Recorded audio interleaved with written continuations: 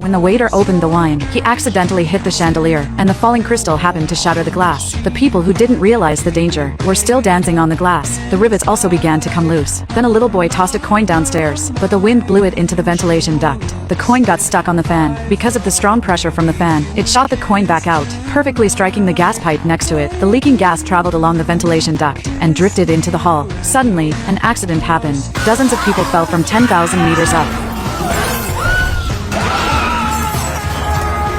People were plummeting toward the floor. Luckily, my boyfriend grabbed onto the glass, held on for a few seconds, but still fell. The terrified guests ran for their lives, but accidentally knocked over the chef's pot, setting a woman's clothes on fire. Terrified, she started running, and happened to run right to the air vent. The gas was instantly ignited by the flames. A woman even used her own body to shield her young son. The restaurant exploded instantly.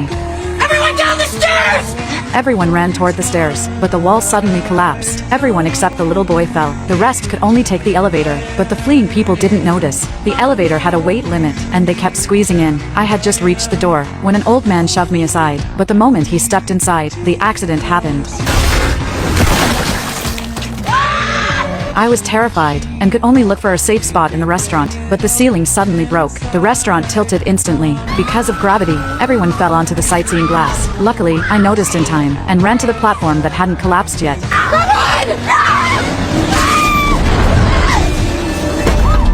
The glass hadn't shattered, so no one fell through yet, but the coin from the chandelier fell onto the piano, and once the coin stopped spinning, the outcome was already set.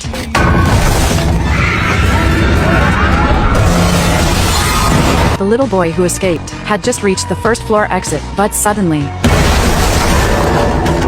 by now the banquet hall had collapsed. I survived, for the moment, and the one who survived with me was the little boy hiding in the serving cart. I pulled the little boy out of the cart. The surrounding walls began to crumble, with nowhere to run. I could only jump. Luckily, my ring caught on a steel bar, but it couldn't hold my weight. My fingers started to break, and I still fell down.